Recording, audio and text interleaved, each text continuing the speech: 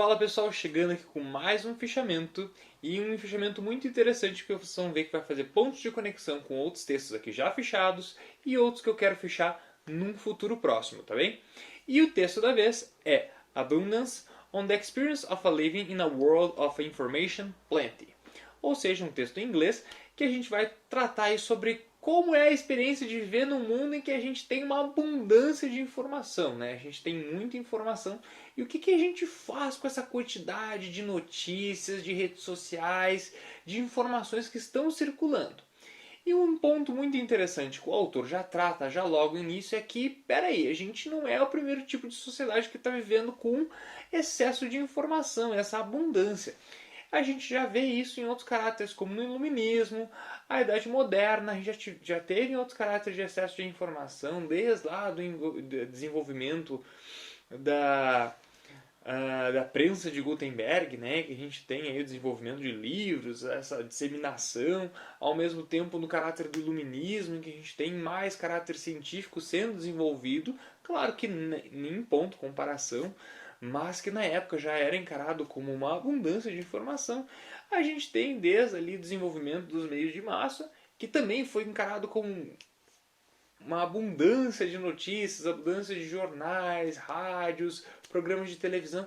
Então a gente já vem tratando disso, não é nada novo para nós. Só que a gente sabe que isso passa por um espectro moralista e que muitas vezes esse excesso de informação ele vem aí a ser casado com aspectos negativos, em que a gente está sobrecarregado de informação. E isso é um dos primeiros pontos do autor ter escolhido a palavra abundância ao invés de excesso ou sobrecarga de informação. Uma das principais justificativas, ele faz isso ao longo do texto, é que a abundância ele dá um nível mais de multifacetado, ao mesmo tempo entendendo que existem diversos usos, múltiplos usos para essas informações e que derivam dos usos, olha aí, muitos usos, e que derivam justamente dessas práticas do consumo desses usuários. Né? Isso dá um nível de agência ao usuário e que deixa muito bem reforçado de que esse excesso de informação, essa abundância, ela não é encarado como déficit, mas encarado como um caráter cultural, social e que necessita demarcar essa abordagem a partir de um aspecto de localidade ou até mesmo de uma cultura. Então é muito interessante a gente ver essa perspectiva do uso de abundância ao invés de sobrecarga e excesso de informação. Isso já deixa muito interessante no texto. Vocês vão ver que em alguns momentos eu vou aqui recorrer às minhas colinhas, mas é para justamente a gente trazer esse debate num texto que é muito interessante. E justamente aí, trazendo esses pontos de conexão que eu comentei lá no início, a gente pode conectar lá com a Susana Pazzoni, ou até mesmo com a Trine Silverstein, ou até mesmo com o Daniel Miller, quando a gente está trabalhando dessas questões aí que vêm trazer essas ressalvas de pânico moral. Né? A gente vê esse excesso de informação muitas vezes trazido por um excesso de pânico moral. E não é isso que o autor quer trazer. Ele quer justamente reforçar que existem ambivalências, existem sim ao redor de todo esse excesso de informação, essa abundância de notícias, e ao mesmo tempo trazer, se questionar qual é a experiência de viver em um mundo com muita informação. E a gente está vivendo essa realidade, faz parte do nosso cotidiano e como a gente cria novas configurações, novos usos, dimensiona isso e como esse excesso de informação ele vem trazendo a forma de moldar as nossas experiências cotidianas, né? Desde forma de como a gente vai se apropriar delas e como elas têm transformado um pouco o nosso cotidiano. É uma relação, né, bilateral de como isso muda a nossa vida e como a gente vem mudando a forma de que isso vem sendo produzido, consumido, né? E para isso, além disso, na verdade, tem um outro ponto que eu acho extremamente interessante nesse texto, que é justamente o ponto focal de lançar a luz sobre uma perspectiva sul-global. Né? Porque isso é um dos pontos assim até muito justificados do autor e que tem uma ressalva enorme que eu acho extremamente bacana, porque a gente vê inúmeros estudos falando sobre os benefícios ou os malefícios desse uso excessivo, né, desse excesso de informação, mas ao mesmo tempo de uma característica do norte global, em que muitos desses pontos são tidos como garantidos, né? Sociedades que já veem aí uma ampla conexão desde os anos 90, 2000, que a gente ainda vê em países da América do Sul, da África, da Oceania, um processo de conexão que ainda é tardio, que vai muito dizer também com as diferenças desse abismo social em que existe entre os países do norte, pegando principalmente Europa, Estados Unidos, né, e em comparação com países do hemisfério sul. Né? Então a gente tem uma característica muito interessante e esse estudo ele foi desenvolvido na Argentina. Né? Até eu acabei não comentando o nome do autor desse fichamento, né? Do autor do livro. O nome dele é Paulo Bukowski. Ele é argentino, ele nasceu na Argentina, mas ao mesmo tempo hoje ele atua nos Estados Unidos, ele é professor nos Estados Unidos e que vai, ao mesmo tempo ele contextualiza por que é interessante estudar a Argentina como dentro desses países do hemisfério sul. E a gente pensa ao mesmo tempo que existe um abismo social que pega muito também nos países da América Latina. Ele vai comentar que boa parte, existe uma parcela muito grande ainda da população argentina que está em nível de pobreza, né, está em nível de carência, não tem acesso a meios básicos, mas ao mesmo tempo a gente vê que caráteres dispositivos como smartphone e internet, eles ainda se mantém um alto nível de consumo, digamos assim. Ele ainda tem uma importância muito grande nesse mundo, que é de estar conectado. Né? E isso é um dos pontos centrais. E a gente começa a ver essas realidades muito semelhantes em outros países da América Latina. Brasil não é diferente disso. Né? A gente tem aí 1/5 da população brasileira ainda sem acesso à internet, né? Dentro de uma realidade social, mas muitas vezes esses indivíduos ainda encontram ressalvas ou subterfúgios para tentar se manter conectados, visto que outras parcelas da nossa vida estão conectadas. Né? E ao mesmo tempo, uma necessidade de reafirmar, quando a gente estuda a Argentina, o autor vai dizer esses estudos no hemisfério sul, então mais que necessário reafirmar até a Argentina como campo de estudo, e ao mesmo tempo a Argentina é caracterizada como um ambiente em que os ambientes de principalmente as notícias, a credibilidade dos meios, das mídias e dos meios de comunicação, ela é afetada. Então a gente vê essa ressalva de como jornais, televisões, elas têm sua credibilidade afetada e como isso tem afetado dentro do âmbito de abundância de informação, né? A gente vê isso se disseminando por outras mídias, a informação vindo através das redes sociais, a gente vê Twitter, Facebook, Instagram, isso a gente pode até alegar como pontos de desinformação, falta de informação ou até mesmo fake news que são disseminadas dentro desse ambiente que faz parte, né? A gente está cruzando aí tanto os pontos positivos quanto os pontos negativos.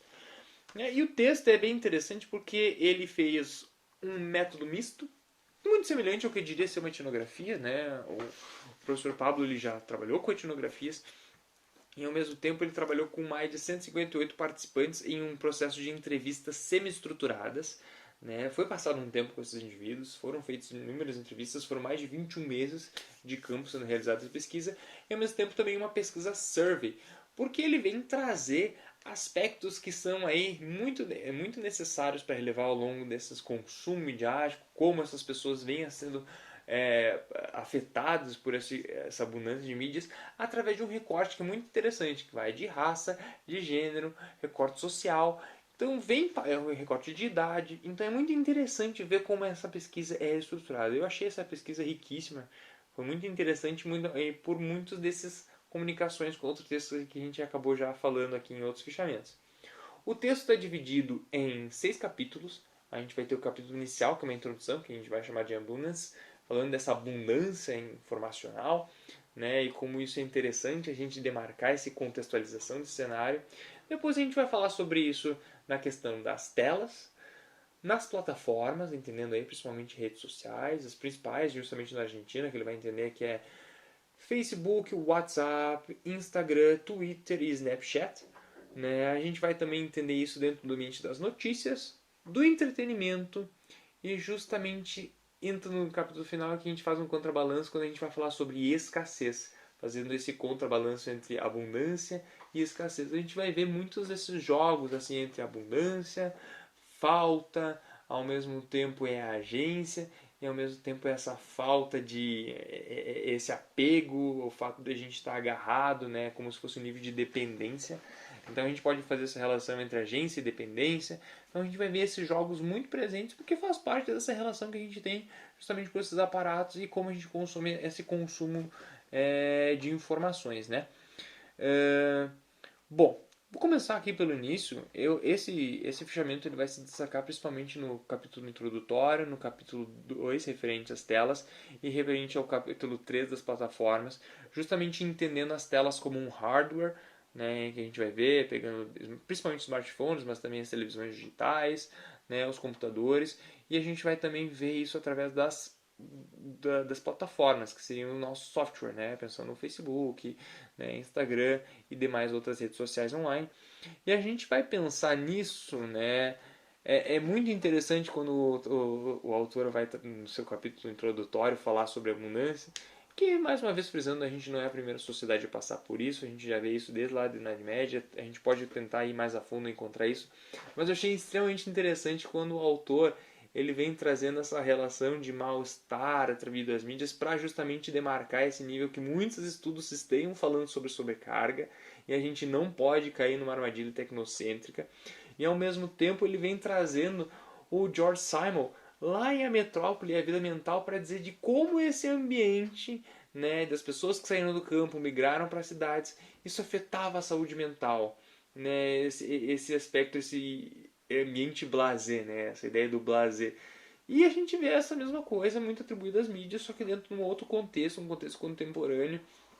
E ao mesmo tempo ele se firma, assim como George Simon, dizer assim, o nosso ponto não é criticar, não é criticar aqui a cidade, mas entender o que está acontecendo.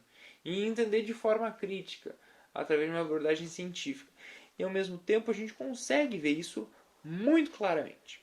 Né, eu não vou cair muito no capítulo introdutório, porque eu acho que quando falando eu já meio que dei ressalva sobre a introdução, mas falando sobre esses principais dois capítulos, aí, o capítulo de telas e o capítulo das plataformas, acho interessante a gente começar a falar sobre essa ideia de aumento dos processos de digitalização e como, principalmente o smartphone, ele entra como um aparato essencial.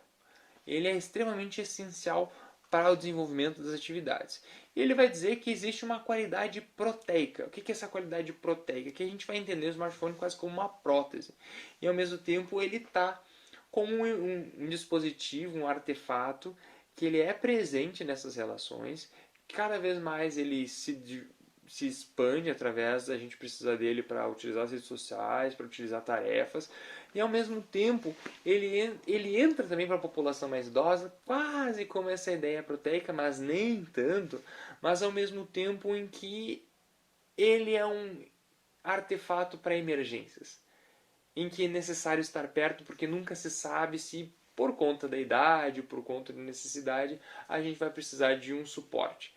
E o telefone celular é o principal contato com esse mundo afora que vai dar esse suporte. Muito interessante como os participantes da pesquisa deram esse relato, porque justamente tem esse recorte de idade. Esse recorte de idade, eu vou deixar aqui quase como spoiler, é muito interessante, é muito necessário para a gente pensar esse texto do Pablo Bukowski. Né? E ao mesmo tempo a gente começa a entender que esses artefatos, aí pensando smartphones, computadores, televisões digitais, eles são complementares. Porque ao mesmo tempo que a gente começa a ver o telefone como um artefato proteico necessário para o desenvolvimento das atividades, em que a gente vê agarrado e ao mesmo tempo nesse nível de agência, a gente tem total controle, mas ao mesmo tempo a gente também necessita muito deles, então a gente vê essa relação, essa luta entre ambivalências entre a agência, em que a gente diz que o usuário ele consegue dominar os pontos, e ao mesmo tempo essa necessidade de dependência, em que a gente fica refém desse dispositivo. A gente não está indo nem muito para cá e nem muito para lá, a gente está indo entendendo esse balanço. E ao mesmo tempo essas ferramentas elas são complementares, porque ao mesmo tempo a gente vê o smartphone como proteico, a gente vê o notebook através de uma perspectiva dos autores aqui que eles vão falando sobre os achados dele. Ele é uma ferramenta, então ele é o mais utilizado sim para caracteres de trabalho e estudo. E ao mesmo tempo a gente vê a televisão como até mesmo um fato de presença. Pessoas que ligam a televisão para manter essa presença, para manter um dispositivo que é quase como uma companhia nesse cotidiano, né? Então a gente já começa a ver isso quase como um mix, né? Um ecossistema midiático, digamos assim, se a gente fosse pensar outros autores. Mas para mim é muito caro aqui pensar a ideia do Daniel Miller, e a gente vai ver isso mais a fundo, de sociabilidades escalonáveis, de como a gente dá diferentes significados através dos diferentes contextos para esses artefatos. Claro que nem tanto, porque a gente não vai ver aqui diferentes grupos de privacidade, né, nem tamanhos diferentes de plataforma, mas ao mesmo tempo entender essa relação, porque eles são relacionais. Então a gente pode até pensar o conceito de polimídia também, que é do Daniel Miller, né? E dando sequência nisso, a gente começa a ver que a gente acaba vivendo uma relação de proximidade e afastamento com esses artefatos, a gente já vai migrando para as plataformas. Porque ao mesmo tempo que a gente vê esses dispositivos muito agarrados através desse hardware, ao mesmo tempo esses telefones são os principais portas de entrada para esse uso que a gente tem das redes sociais, né? Pensando justamente Facebook, WhatsApp, Instagram. E aqui o autor ele deu prevalia para 5 mídias que são WhatsApp, Instagram, Facebook, Snapchat e Twitter, porque justamente são as mais construídas nesse ambiente da Argentina. E a gente começa a entender que existe diferentes significados para esses artefatos, para essas plataformas. E aí, aqui é muito forte essa ideia de sociabilidade escalonável, né? O autor não usa esse termo, não usa esse conceito, mas lendo a gente consegue ver cada vez mais presente, que também atravessa uma perspectiva cultural para a gente entender que alguns meios são mais privados, alguns são maiores, e como é o entendimento disso. E para muitos, os próprios entrevistados dessa pesquisa, eles até comentam, o WhatsApp ele é necessário porque é rápido, ao mesmo tempo é uma mídia muito dinâmica e privada. Porque eu tenho isso, eu tenho as conversas, eu tenho os grupos, eu tenho a relação familiar ali presente e ao mesmo tempo essa necessidade de resposta rápida que é feito como uma lógica desenvolvida pelos próprios usuários para essa plataforma. Né? Então a gente vê isso, a gente vê uma reconfiguração das lógicas que não é desenvolvida pelas empresas de tecnologia, mas sim pelos usuários. E que acabam de caracterizando, essa plataforma é mais particular. Nesse sentido, a gente vê o WhatsApp como uma plataforma muito particular, o Instagram logo depois, o Facebook entendido como uma plataforma de tudo e ao mesmo tempo o Twitter como uma plataforma de notícias, né, para justamente se informar, uma plataforma informacional. E o Snapchat, que não é tanto utilizado aqui no Brasil, mas ao mesmo tempo já foi utilizado, teve seu boom, mas como uma plataforma mais com um caráter de entretenimento. Não que nenhuma das outras tenha essas características de informação. A gente vê as comunicações de informação no Facebook, a gente vê os grupos mais particulares e privados também em outras redes, mas ao mesmo tempo diferentes dinâmicas para usar isso. E dentro disso, os autores eles vão falar quando a gente justamente se pega, e aí são relatos dos participantes que muitos dizem que estão viciados, ou muitos dizem que estão usando demais, esse apego que vai muito ao encontro do que minha pesquisa está tentando trabalhar, sobre o detox digital, essas formas de sair dessas redes, que existe, e aí eu achei extremamente interessante esse termo, uma dialética entre a agência e justamente esse estar agarrado às mídias. Esse attachment que ele vai falar. A dialectic entre agency and attachment. É justamente esse mix em que a gente está tentando encontrar esse balanço. Ao mesmo tempo é dependente, mas ao mesmo tempo a gente consegue encontrar os usos necessários para que a gente vem formulando dentro das nossas redes sociais. E a gente se vê cada vez mais que existe uma dependência dessas tecnologias, mas que essa dependência ela não é encarada como vício. E cada vez mais a gente necessita dessa infraestrutura digital, comunicacional, para o desenvolvimento das nossas atividades cotidianas. Porque elas fazem parte e elas contextualizam e elas estão presentes nesse ambiente que formaliza as nossas atividades cotidianas. Cada vez mais a gente vê isso indispensável. É o WhatsApp para o trabalho, é o Facebook para o trabalho e para o lazer. Eles borram fronteiras entre trabalho, lazer, sociabilidade.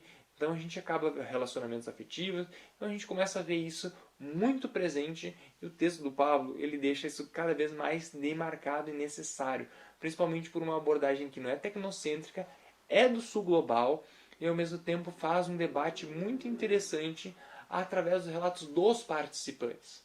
Né? A gente tem esse mix da pesquisa quantitativa com a qualitativa e ao mesmo tempo um esforço teórico muito legal, muito bacana que é desenvolvido.